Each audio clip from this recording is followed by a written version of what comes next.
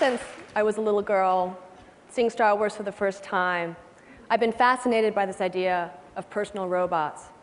And as a little girl, I loved the idea of a robot that interacted with us much more like a helpful, trusted sidekick, something that would delight us, enrich our lives, and help us save a galaxy or two. So I knew robots like that didn't really exist, but I knew I wanted to build them. So 20 years pass. I am now a graduate student at MIT studying artificial intelligence. The year is 1997, and NASA has just landed the first robot on Mars. But robots are still not in our home, ironically. And I remember thinking about all the reasons why that was the case. But one really struck me. Robotics had really been about interacting with things, not with people. Certainly not in a social way that would be natural for us and would really help have people accept robots into our daily lives. For me, that was the white space. That's what robots could not do yet. And so that year, I started to build this robot Kismet, the world's first social robot. So 3 years later, a lot of programming, working with other graduate students in the lab, Kismet was ready to start interacting with people. Dude, I want to show you something. This is a watch that my girlfriend gave me. Oh, really? Yeah, look, it's got a little blue light in it too. Like, I almost lost it this week. So Kismet interacted with people a lot like kind of a nonverbal child or preverbal child, which I assume was fitting because it was really the first of its kind. It didn't speak language, but it didn't matter. This little robot was somehow able to tap into something deeply social within us. And with that, the promise of an entirely new way we could interact with robots. So over the past several years, I've been continuing to explore this interpersonal dimension of robots, now at the Media Lab with my own team of incredibly talented students. And one of my favorite robots is Leonardo. We developed Leonardo in collaboration with Stan Winston Studio. And so I want to show you a special moment for me of Leo. This is Matt Berlin interacting with Leo, introducing Leo to a new object. And because it's new, Leo doesn't really know what to make of it. But sort of like us, he can actually learn about it from watching Matt's reaction. Hello, Leo. Leo, this is Cookie Monster. Can you find Cookie Monster?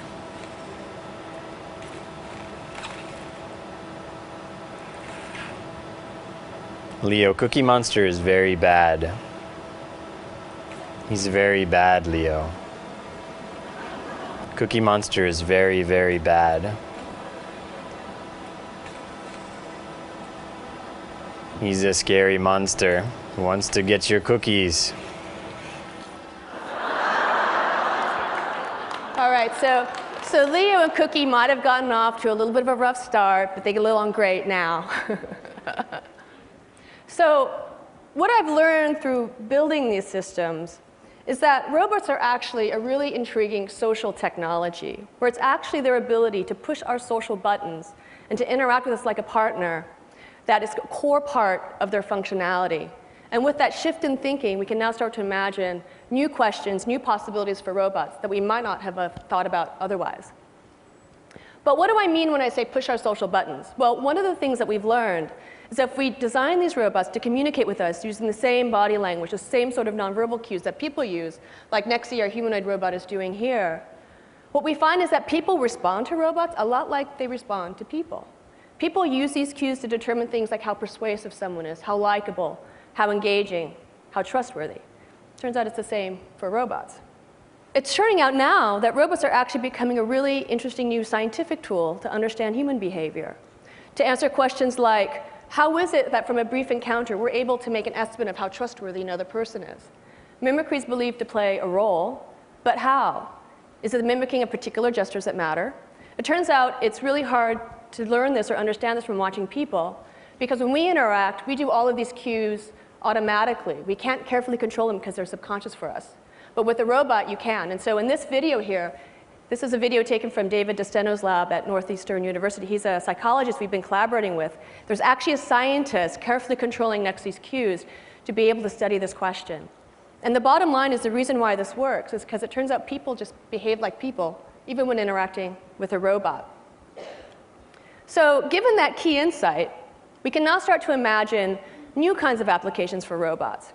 For instance, if robots do respond to our nonverbal cues, maybe they would be a cool new communication technology. So imagine this. What about a robot accessory for your cell phone? You call your friend, she puts her handset in a robot, and bam, you're a MeBot. You can make eye contact, you can talk with your friends, you can move around, you can gesture. Maybe the next best thing to really being there. Or is it? To explore this question, my student Siggy Eldergissen did a study where we brought human participants, people, into our lab to do a collaborative task with a remote collaborator. The task involved things like looking at a set of objects on the table, discussing them in terms of their importance and relevance to performing a certain task. This ended up being a survival task, and then rating them in terms of how valuable and important they thought they were. The remote collaborator was an experimenter from our group where they used one of 3 different technologies to interact with the participants. So the first was just the screen, so this is like video conferencing today.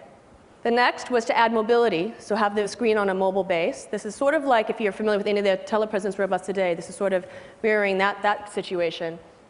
And then the fully expressive MeBot. So after the interaction, we asked people to rate their quality of interaction with the technology, with the remote collaborator through this technology in a number of different ways. We looked at psychological involvement. How much empathy did you feel for the other person? We looked at overall engagement. And we looked at their desire to cooperate. And this is what we see when they use just the screen. It turns out when you add mobility, just the ability to roll around the table, you get a little more of a boost. And you get even more of a boost when you add the full expression. So it seems like this physical social embodiment actually really makes a difference. Now let's try to put this into a little bit of context. Today we know that families are living further and further apart, and that definitely takes a toll on family relationships and family bonds over distance. For me, I have 3 young boys, and I want them to have a really good relationship with their grandparents, but my parents live thousands of miles away, so they just don't get to see each other that often. We try Skype, we try phone calls, but my boys are little. They don't really want to talk. They want to play. So I love the idea of thinking about robots as a new kind of distance play technology. So I imagine a time not too far from now, my mom can go to her computer, open up a browser, and jack into a little robot, and as kind of grandma bot, she can now play, really play with my sons, with her grandson, in the real world with his real toys. I could imagine grandmothers being able to do social plays with their granddaughters, with their friends, and to be able to share all kinds of other activities around the house, like sharing a bedtime story. And through this sort of technology, being able to be an active participant in their grandchild's lives in a way that's not possible today. Let's think about some other domains, like maybe health. So in the United States today, over 65% of people are either overweight or obese. And now it's a big problem with our children as well.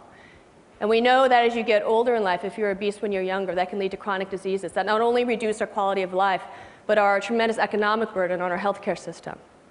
But if robots can be engaging, if we like to cooperate with robots, if robots are persuasive, maybe a robot can help you maintain a diet and exercise program.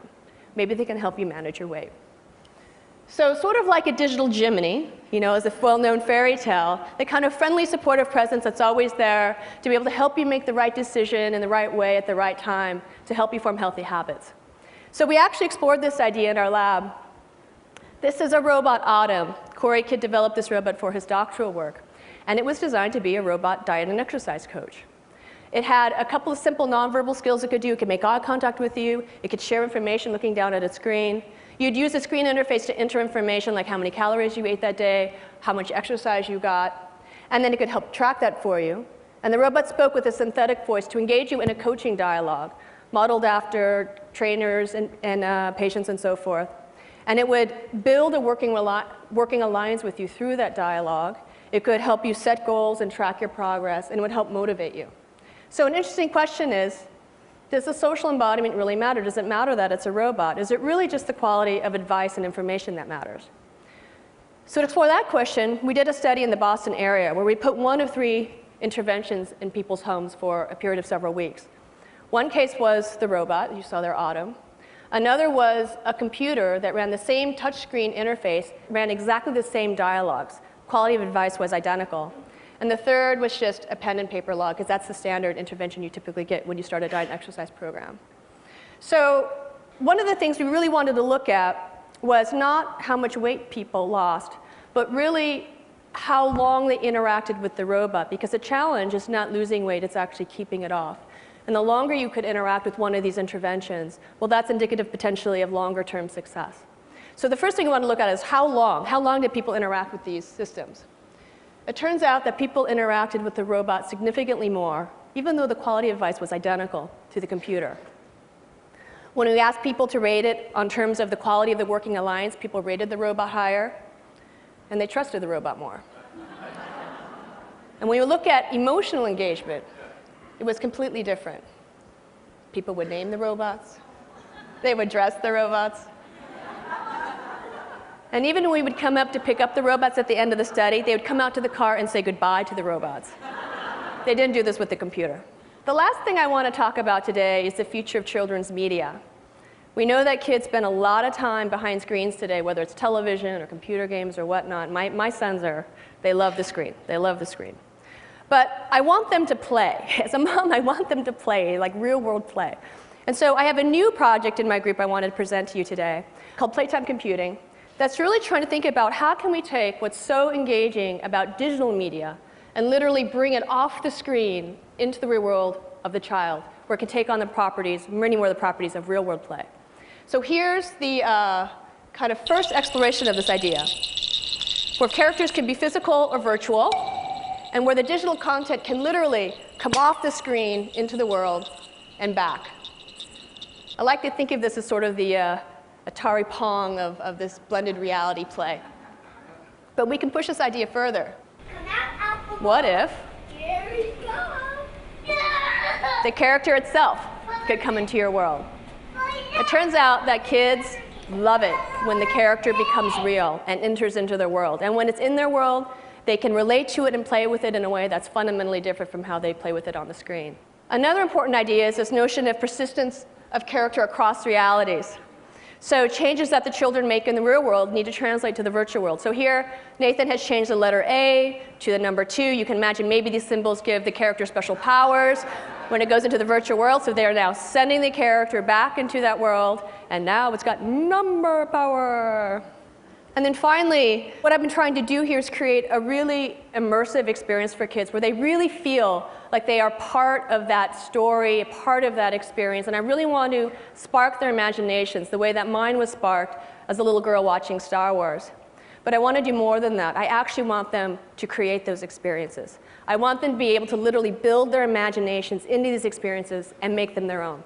So we've been exploring with a lot of ideas and telepresence and mixed reality to literally allow kids to project their ideas into this space where other kids can interact with them and build upon them. I really want to come up with new ways of children's media that foster creativity and learning and innovation. I think that's very, very important.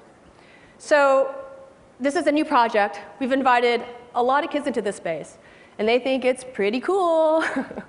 But I can tell you the thing that they love the most is the robot. What they care about is the robot.